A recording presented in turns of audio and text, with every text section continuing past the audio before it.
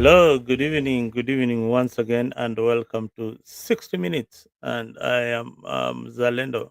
I hope you all enjoyed your wonderful weekend. Here I am once again bringing for you this wonderful show. And a lot has happened in Kenyan politics. We want to see really what has been going on and for you to analyze so that we can give our people the right civic education and make informed choices when it comes to 2027 elections. And that's why we have Africa 24. If you have not subscribed to Africa 24, please make sure that you do subscribe to Africa 24. And uh, tonight, uh,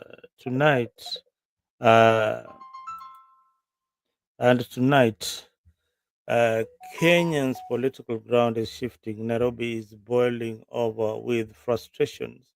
CIA is rewriting its loyalties, and a new generation of leaders is daring to challenge the old guard, that is Sifuna, the Babu Winos, and the likes of Muchomba.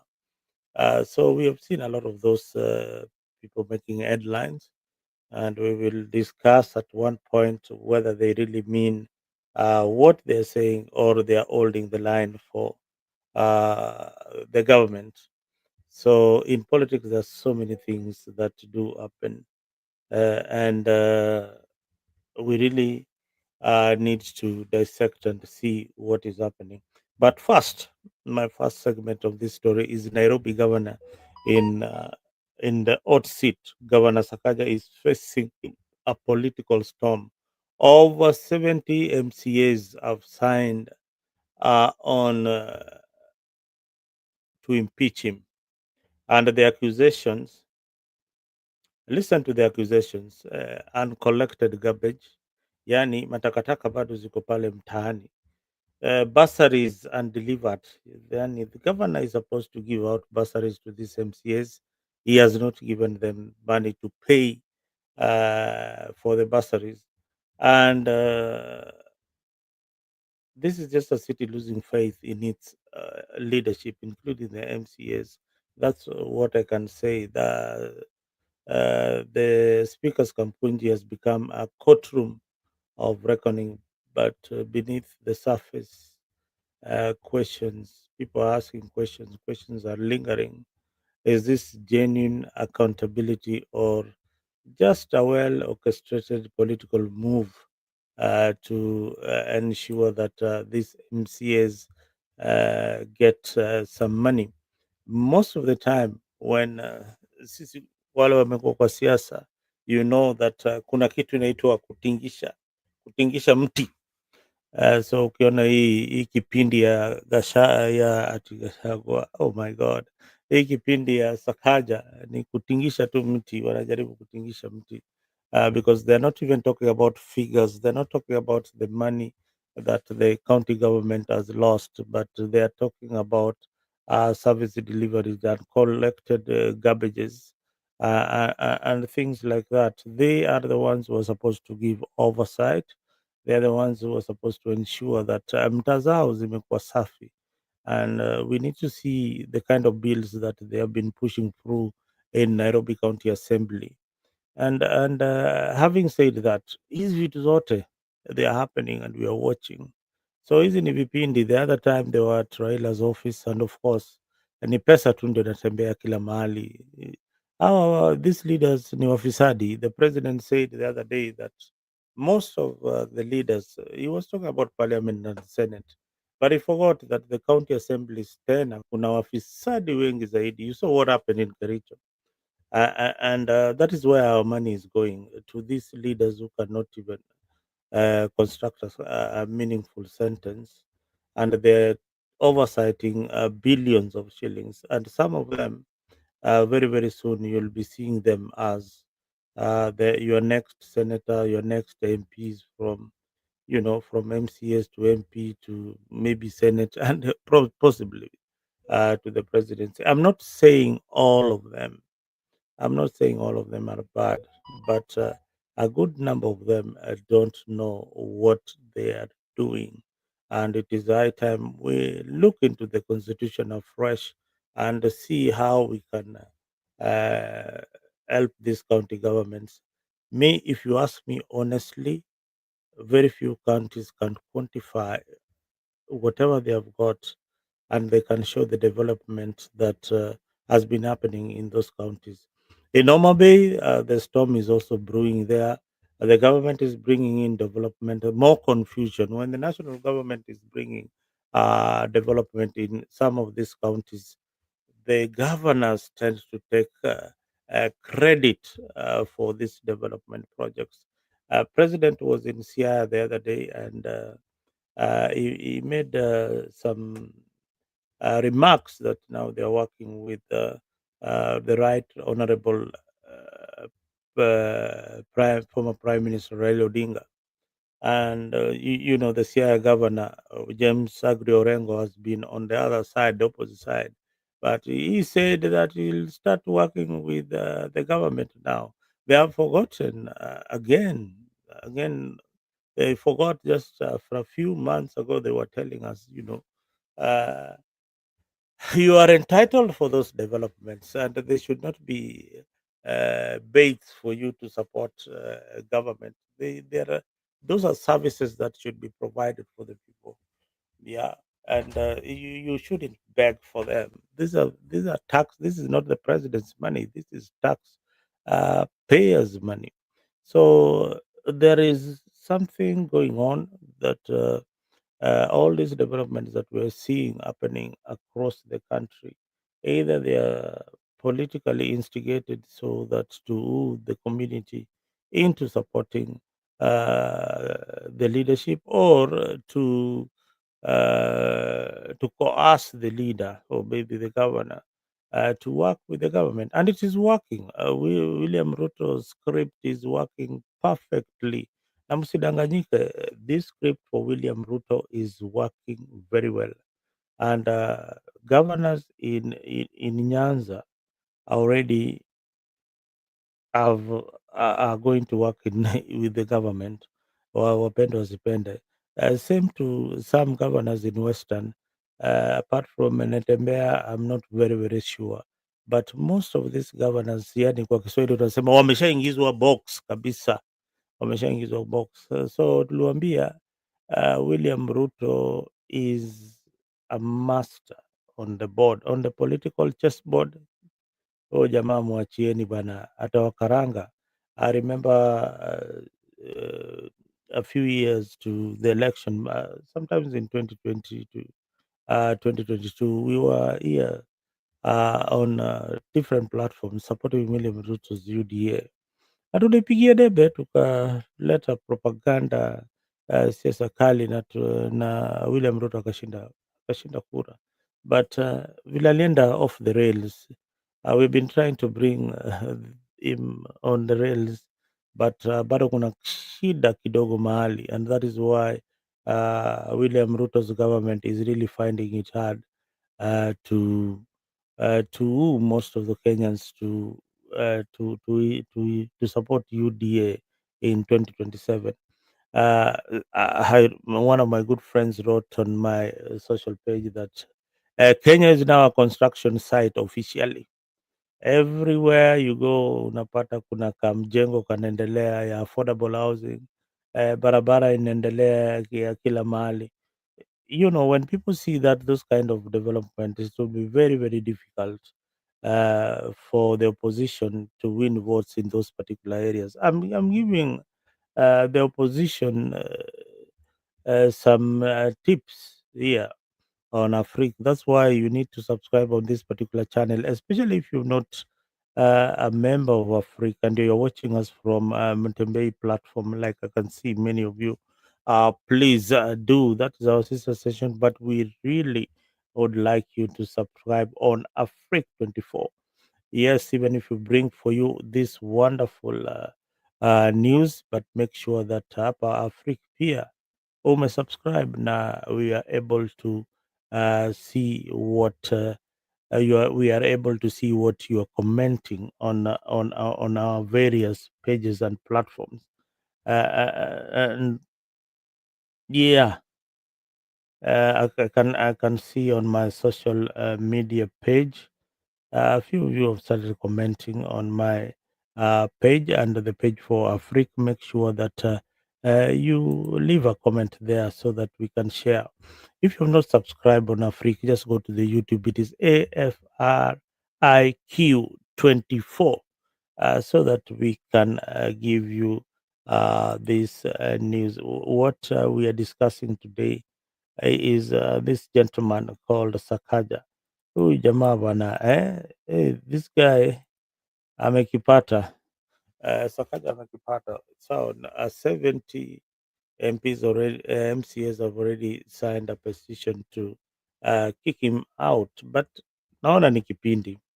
I don't know, you at home there, what do you feel about Sakaja's impeachment? Personally, I feel that this is just another game being played here, so that we can be glued politically to think that this guy is being impeached. Remember, ODM has got majority in the county assembly, and followed by UDA. So Sakaja has been a darling of Raila Odinga and William Ruto. So I don't see this thing going beyond the headlines that it is making.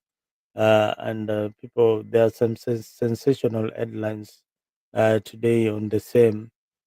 Um, I'll be able to show them to you shortly as soon as we get them. Tutaonyesha hapa that this story for this guy called Sakaja inaweza kuwa tu ni kipindi. Ni kipindi wanaziita huko kwa lugha ya mtaa wanaziita vipindire. Wanaziita vipindire. So kama unaona ni hizi vitu ni vipindi, make sure that you leave a comment here on Afrique 24 and share your stories. We'll be able to hear them up here, and so that we get to know what is really happening on the surface of Kenyan politics. So apart from that, what are the stories making headline? Well, we went to the weekend is Ruto in Siaya, and I have a short clips that I'll play for you here so that you hear what the kind of confidence that William Ruto has.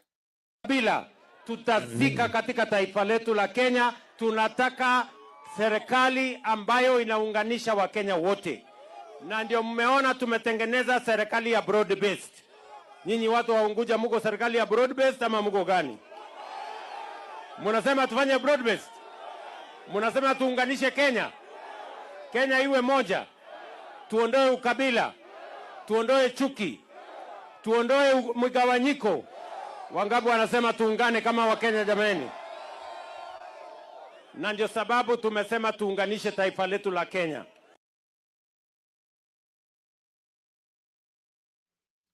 Ndio sababu tumesema tuunganishe taifa letu la Kenya. Na Rigijel can come into Kenya and occupy shida kabisa katika nchi yetu ya mambo ya ufisadi. Hakuna kitu naendelea Kenya, ni wizi tu. Kila kitu ni wizi. So when I was in the United States, nikaona rais wetu ameongea na ukali sana mambo ya ufisadi na mambo ya hongo, na kusema wabunge wote kazi yao ni kuchukua hongo, na hata kubali hiyo maneno. Nikafurahi sana kama ameamua hivyo, kwa sababu yeye mwenyewe ndio mwenye kuhoga wabunge. So I thought hiyo maneno sasa ya hongo imefika mwisho, lakini sasa ndio imeongezeka modernity. Pale State House sasa ndio bahari ya corruption and bribery. 5,000 people from Kiambu wamefika pale. kila mtu 10,000 wamehongwa. Ndio atuwafanya nini? Atuwateke Kiambu waitoe kwa Mlima Kenya. Wamechukua pesa, wameenda nyumbani wakaiba watamu. Si Kiambu imeondoka? Nani ameingia next? Meru wamefika. Kila mtu 10,000. Atuwatoe Meru waipeleke Marsabit na Isiolo. So pale Ikulu has become the center of corruption in broad daylight. It is very embarrassing. So pia tunataka watu ya Kajiado pia mtegewe simu. Ndio? Mtegewe nini? Na nyinyi muende pale, si ndio? Na nilisema kila mtu achukue. Na hiyo pesa ya siasa haina deni na haina receipt. Haina, but itakuwa makosa sana kuchukua pesa ya hongo na ufanye vile unaambiwa ufanye. Kuchukua pesa ya hongo na kukataa kufanya vile unaambiwa ufanye si dhambi. Dhambi ni kuchukua na kufanya. Tumekubaliana? Na hii pesa moderate. You know, we are in shock that pesa ya SHA inatumwa kwa mahospitali that do not exist. Yet mahospitali ya kanisa, mission hospitals ya PCA, ya Catholic churches are not receiving money. Money is being sent to non-existent hospitals. Sasa waziri naitwa Duale anasema we shall shut down all those hospitals. How do you shut down hospitals that do not exist? Najua pia ni nzuri tuheshimu watu wa Kenya. It's important to heshimu watu wa Kenya. Finally, tumeona ya kwamba nchi yetu imevamiwa by troops from foreign countries. Pale Mandera, maaskari ya Jubaland wameingia Mandera. They have occupied more than half of the town. Waliua watu 5. 7 people have been injured, and many people have been displaced, including schools. The leadership of Mandera was there over last weekend. Instead of castigating the invasion of Kenya by foreign forces, they were castigating the regime. Juzi nimeita TV nikasema askari wako pale ya nchi jirani. Sasa ndio nimeona gavana wa Mandera ameamuka analia ati asaidiwe. Yet last weekend and over there he was not speaking. The senator was not speaking. The MP was not speaking. Mimi nimechukua jukumu kutetea watu ya Mandera, kutetea watu ya Northeastern Kenya. It is unacceptable that foreign forces can invade Kenya. And the mandate of the Kenya Defense Forces is to protect our territorial integrity. And it cannot be that foreign forces are in our land and the government is quiet, the Commander-in-Chief is quiet. We are asking the Commander-in-Chief of the Kenya Defense Forces to immediately order an operation to flush out foreign troops out of our land. This is our country. We have a responsibility to protect our territorial integrity, and it cannot be that forces from Somalia can come into Kenya and occupy our land and terrorize our people. Yet the government is quiet and the leaders of Mandera are quiet. Iko manyumba ya kutosha. Hata haijai. Kweli ama uongo?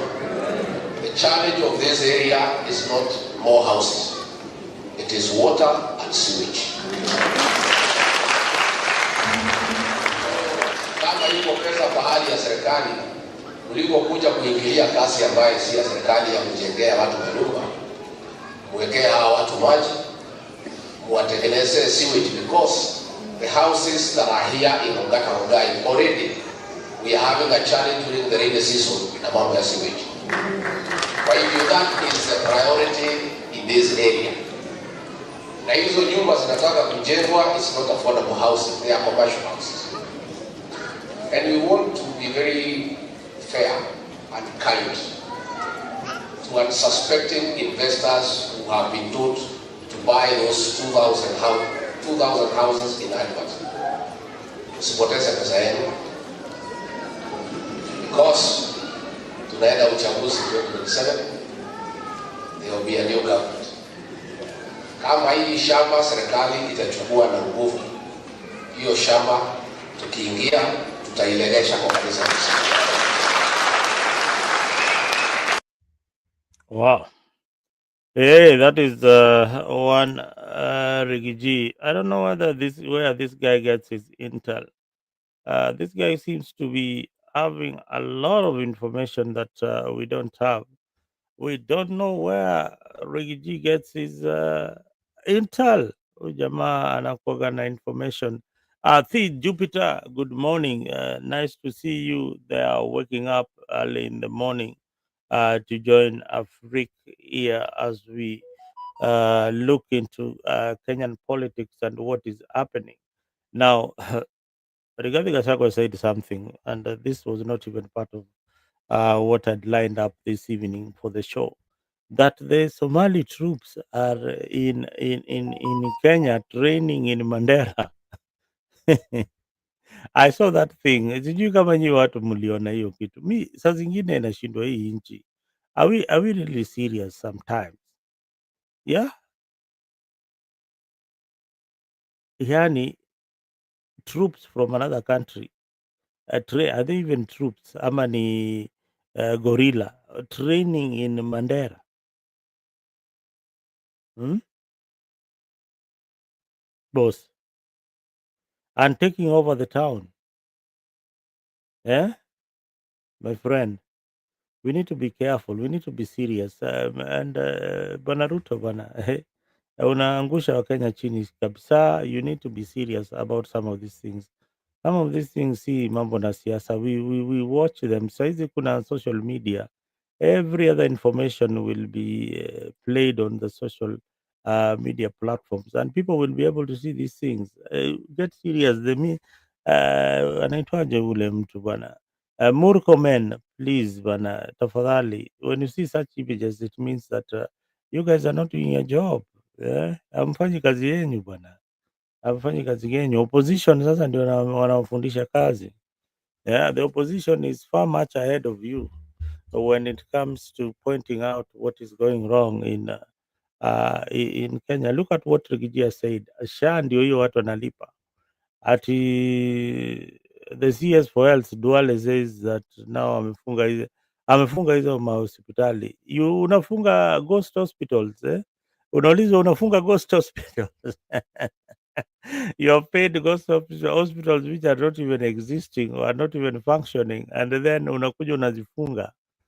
Come on, Bwana Duale, style up, resign ama apologize kwa Wakenya ya kuwa ulishindwa na kazi, and it is sad. Now, in Siaya, you see, I showed you that clip of the handshake there really taking shape and making waves in Siaya. Ruto was in Gunguja, that is Governor James Orengo's territory. Yes, once again, remember this guy Orengo.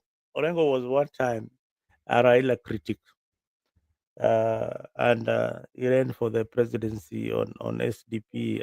I remember. Then he joined Raila, uh, and he became one of his closest allies. I've told people many times that Raila Odinga has got. You can be in ODM, but you are not. Yani hauko pale kwa the kitchen cabinet ya ODM, the think tank ya ODM. People like Orengo are the people they can have a shot with Baba on a table and make merry, discuss from politics to any other thing. Yeah, any other thing. So ukishasikiaga any other thing, ukae ukijua hawa ni watu ni mabeste, so hakuna saa zile watakuja kuachana virahisi. So Orengo alituweka hapa na vipindi no, na sasa is back to support William Ruto. William Ruto has initiated billions of development projects in CI. I don't know whether they are pledges. So those pledges are really flowing. But this is now the new norm in our politics. Yeah, so get used to it. Development sasa zinaenda kule, strongholds za opposition, former opposition, lakini saizi ni allies. Sasa zinaenda kwa strongholds za Raila. And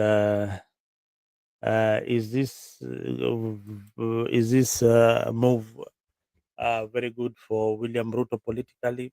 The answer is no. No, no, no, no, no. And how is it? How are some of these promises affecting the national budget? You know, if these promises that leaders wanamka wanasema tuwekee hii tuwekee hii haiko kwa budget ya serikali.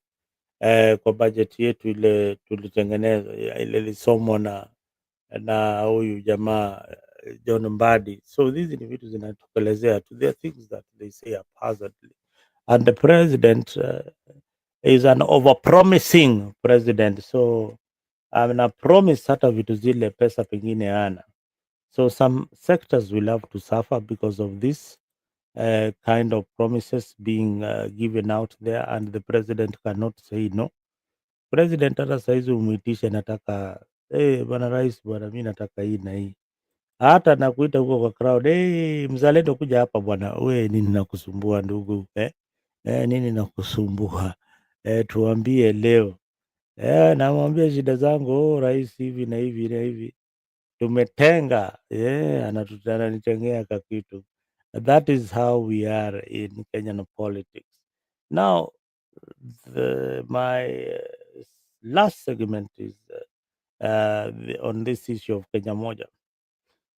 Kenya Moja or Kenya Mpya, hii youthful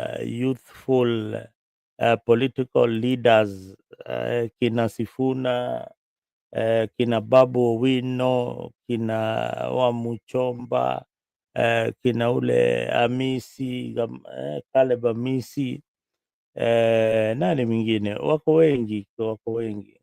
Now this movement na nataka munisikie kwa makini, kwa sababu this is a time that you take your notes, na unaandika na unasema, mzalendo, ulituambia ukweli mwaka jana ikafanyika hivyo. Sahii mwaka huu unaambia tena ukweli ingine ile inafanyika.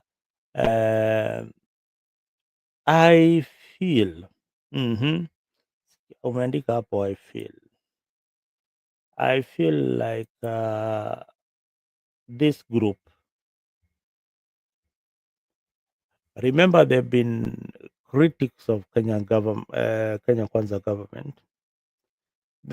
Initially the Kenyan Kenya Kwanza leaders were criticizing or attacking them, but today you see a soft spot on Sifuna, and how ODM is handling Sifuna. That's a question mark.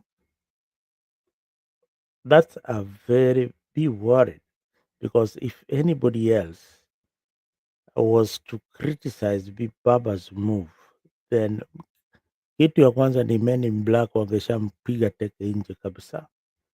But why is he still holding a very sensitive position in ODM, and they are okay with it? Tafakari hayo na utafakari kwa makini kabisa. Why is he holding a very sensitive position, criticizing the government, and the government is not even after him? Aha. Eh? Eh? You'll only get such kind of analysis here on Africa 24. Nataka muangalie Babu Owino, same script, same scenario. Now, are this, and they are saying they cannot align themselves with Maraga and the likes, and they cannot align themselves with William Ruto too. So, who are they working for? Wanafanyia kazi nani? Eh, mtaanza kuniambia oh, mzalendo this, oh, mzalendo that. Nimekuambia go do your homework, do your research. Go and do your research and then come back and tell us who they are working for. Are they working for the people of the Kenya, or they are holding the line? Remember, there is a force called the Gen Zs. The Gen Zs, that is the biggest political party or the biggest political movement in 2027. So, is calling out tribal tokenism and demanding a new political uh, DNA by this group going to work, or are they just holding the line and keeping us engaged until 2027? Or are they mobilizing for an individual? And I don't know who that is. Mhm. And I don't know who that is they are mobilizing for. Hey, Kambui Maina Anthony. Hey, vipi bana, asante sana. Nani akwende bwana? All right, all right. Nakuona hapo Kambui, asante sana for joining. Moses Ochieng. Come on, Ojatelo. Dr. Mudai. Mudai, I think I know you. Long time, my brother.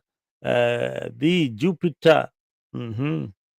Welcome to Africa. I've asked you one question and I need you guys to answer. Wacheni tu kunifuata na ama kama mnaogopa. And Kambui, I need you to answer this question. You have seen Sifuna, Babu Wino, Wamuchomba criticizing William Ruto's government. And at the same time, they criticize the people opposing William Ruto. They criticize Gachagua, they criticize Kasol Kalonzo, and they criticize the others. They have opposition silently. And they don't have a presidential candidate that they are going to rally behind. So who are they working for? Naona mnajikuna kichwa. You've never thought about it that way. So that is politics. That is politics. And why is ODM very comfortable with these rebels? Why haven't they been even been called for the disciplinary in the disciplinary committee? Why? Where? Siasa kuna mambo mingi my brother, kuna mambo mingi my brother, my sister, zile uoni. So usishangiliege tu watu naambia hey, mazee huyu jamaa jo ana criticize Ruto nini nini. Kumbe ni mtu wa Ruto damu.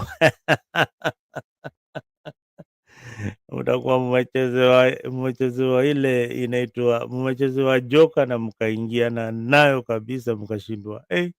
Ala, mnabaki mmejikuna kichwa 2027 na mkae kujua 2027 the elections are going to be very very tricky, and you know why? Mobilization will be so easy in 2027. AFCON inakuja Kenya. AFCON inakuja pamoja. AFCON it's being played in Kenya, Uganda and Tanzania.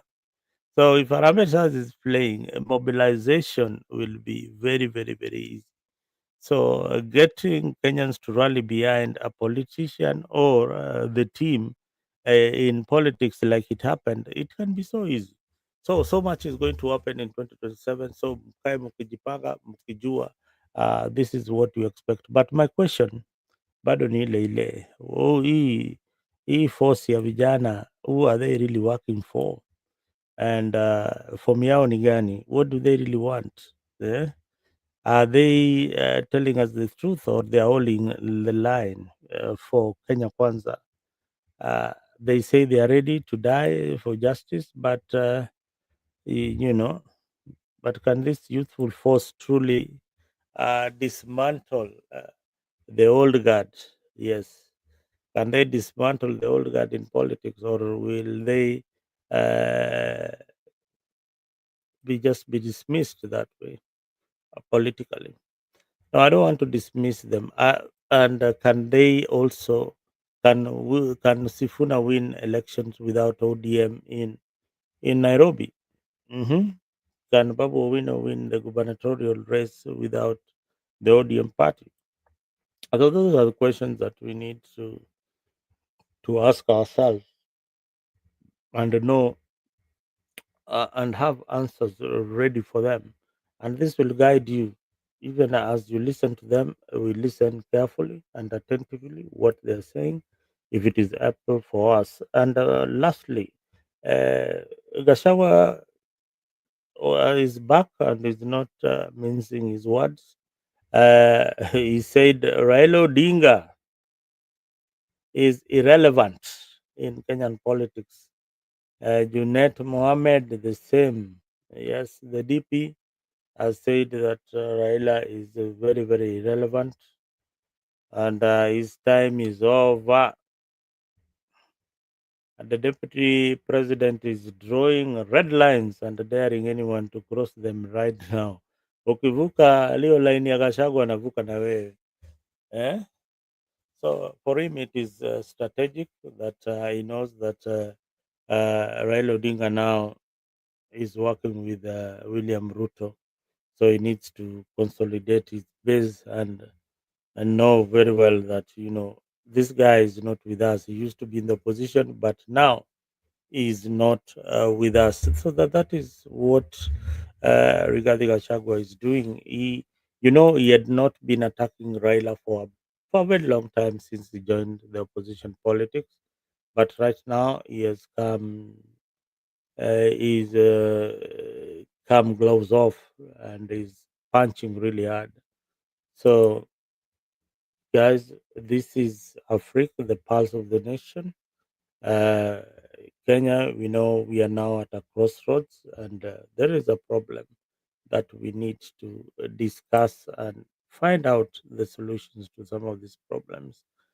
Mike Nairobi, thank you for joining, and make sure that you have subscribed to our Freak 24 on our YouTube page, and keep following us, keep liking whatever content politics that we are bringing here. Uh, and remember that each and every prediction that we make here, most of the time, I've always been accurate. Accurate. If you had been following me from the debates a long, long time, we have been accurate about our politics and how it's going to be.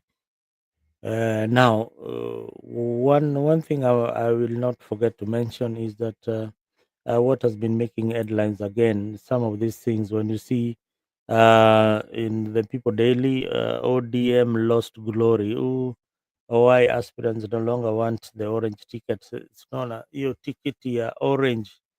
Hiyo ni tiketi ambayo si kila mtu anaitaka saa hii kwa sasa. Nobody wants that ticket inaitwa orange. Nobody is interested in the ODM ticket. It's no longer very, very popular. And because one, the stance they have taken politically, many people are pissed off. And largely because their nomination process is normally full. They already decided on who they are going to vote for, do they are going to give the ticket. So it leaves the local very, very desperate and disappointed, and they have no apologies. You Right now there's a problem in Kasipul. Every candidate wants to associate himself with the ODM party, but they've already decided. The chairman of the party is campaigning for a different candidate, and they have insisted that that is the candidate they are going to give the ticket. Although they are also telling other aspirants that you can go for it. So the nominations definitely will be symbolic or symbolic that yes, we did a nomination, but at the end of the day hakuna kitu hapo. Yeah, so hiyo ndio siasa ile iko kwa hizi vyama. na nini tena, is there anything that we have not touched on that is making headlines? Yes, yeah. And state farms bleeding the public offers. This is another thing. Parastatals zinakula pesa za Wakenya. Most of these parastatals are not making any money. Hakuna pesa wanatengeneza, lakini kuna pesa mingi sana wanachukua. They are not making any money or any profit. So, some of these parastatals should be privatized. That much I agree with the Ruto's government. These entities that are not making money, and every other time the government has to bail them out, they need to go. I don't know whether you feel the same way. These guys need to go. These guys need to go. Nitawapatia majina zao. One of them is KBC. Yes, needs about, it's taking about 99 billion. Another one is Ketraco with another 15 billion. Another one is Postbank, 14 billion. Another one is NCC. I don't know whether what that is. That is another 11 billion. Postal Corporation, 7.7. Sony Sugar, another billion. Rivertex, Rivertex is African Limited. Hata sijui nguo zao wanapelekaga wapi. 3.4 billion. KNTC, 3.2. Moroni Sugar, Moroni Sugar, 3 million. Zoya, 3 million. Kenya Petroleum Refineries, 2.4 billion. New KCC, 1.6 billion. So it's only new KCC that inachukua pesa. These are parastatals that are on the red, and they need to go. They need to go. They need to be privatized. The government has got no business running those state corporations. They need to be given to the private sector. And the reason why they ought to be given to the private sector, so that the private sector can invest in them, expand them, and create more opportunities uh, for growth in the industries. So, and that is how you will create employment. The issue of cleaning on this parastatal that, oh, the government has sold them, sell them to Kenyans, sell them to individuals who want to make profit out of them. It's because at the end of the day, we are the ones who are paying for them to be afloat. So they need to go. I personally think that it is high time that some of these parastatals that are milking the government coffers needs to be privatized. I don't know what you feel out there, but this is my feeling, that they have to be privatized so that they can bring investors, attract investment, and with that, the investment that is being attracted which is being brought to the country, those investors will create more opportunities for employment. For employment for Kenyans. So hii story ya kila siku, each and every year, mimi tumechoka na hizi viwanda za sukari. Each and every year, oh, sijui Mumias wamepatiwa bilioni ngapi, sijui Nzoia sijui bilioni ngapi, Moroni. Every election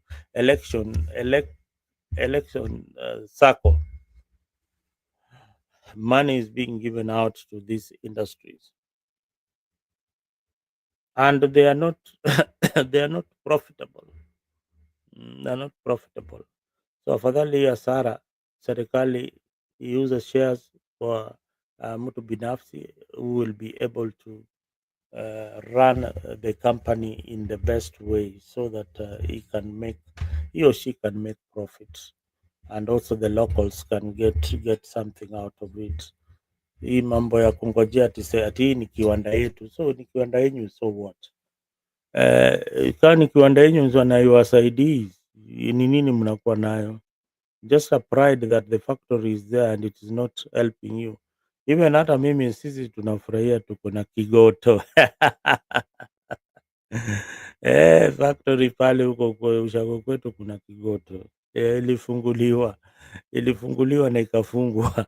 It didn't even run for a week. Then unaambiwa ati gavana anafanya kazi, wacheni mchezo. Sisi tutawaambiaga ukweli. Sisi tunasimama hapa tunawaambia ukweli. Ile ukweli kama inakuumiza zaidi, shika kamba. Na kama umeumia zaidi hizi kunywa maji bwana, because hapa kwa Afrika, hapa kwa mzalendo lazima usikue, we don't pamper. Sisi we are not paid with any political party. We are not affiliated to any of this, whether it is UDA or ODM. Hapana, we represent the people of Kenya, and that is why we are here. And when the government is doing things the wrong way, we shame it here.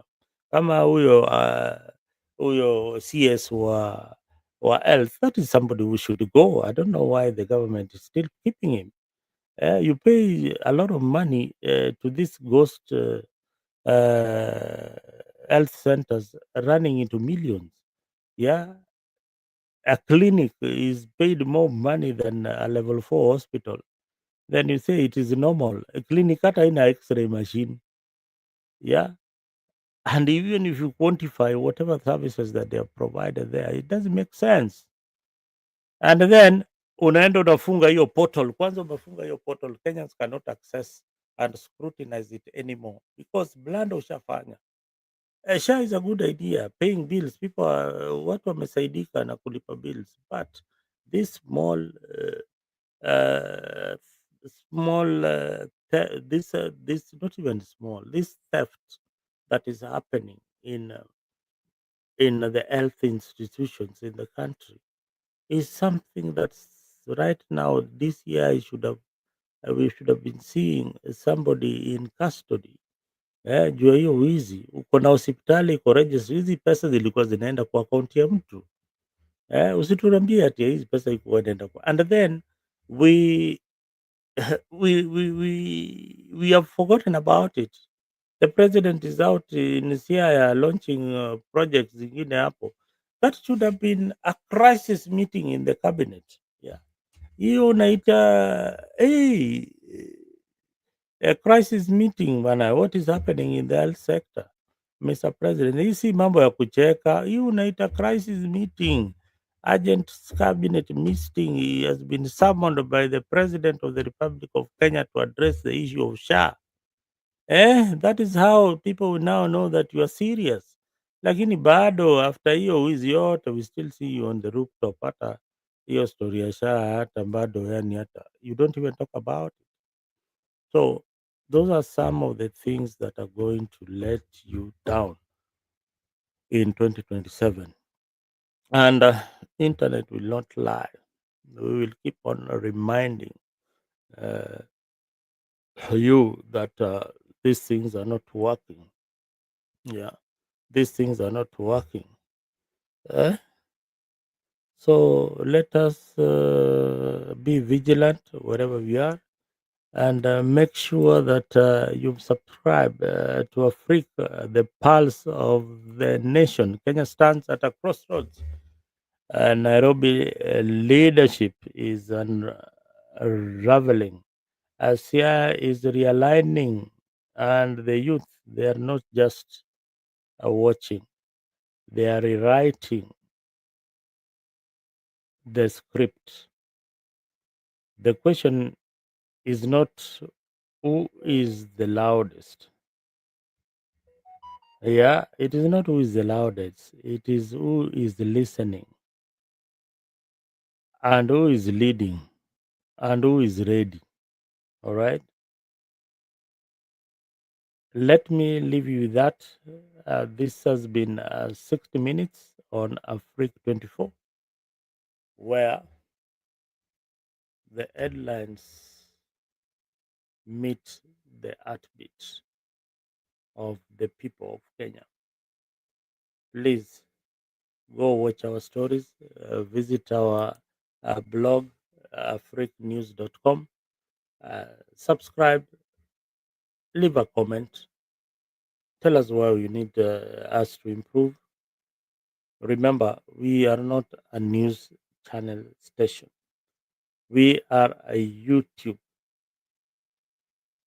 based content station that speaks truth to power. Otherwise, thank you for staying in tune, and make sure that you've subscribed. Make sure that you follow Dimba Lafric, that is a soccer analysis that comes here on Africa, plus many others. And if you think that you are able to, or you have got something that you need us to discuss here on Africa 24, please give me a shout so that we give you a platform and you say something about what you need to tell our people. So these are the only platforms that gives you the freedom to air your views, whether uko pande ya one term, two term, no term, or upendi siasa. We'll have something for you here on Africa 24. So with that, I want to thank you very, very much. Those who have kept me company, those who have not been able to join today. I hope that next time you'll join our live broadcast. And those who are watching us from other platforms, please ensure that you give us a like on our page of Freak 24, or leave a comment or just subscribe to show us a token of appreciation that indeed we are trying to give the civic education that our people really need when it comes to politics or matters that affect our people. Julius Kathurima, Asante Sana Murume, wherever you are, thank you very much. Rafael Sagi, thank you very much for tuning in this evening. Mike Nairobi Pale, thank you very much. Moses Ochieng, thank you. Dr. Mudai, Asante Sana. T. Jupiter, thank you very much. And Maina Anthony, asante sana for being part of this broadcast this evening. And make a bold step and and subscribe on Afrique 24 so that we can be able to be hearing some of these features. Otherwise, thank you very much and asanteni sana. Good evening.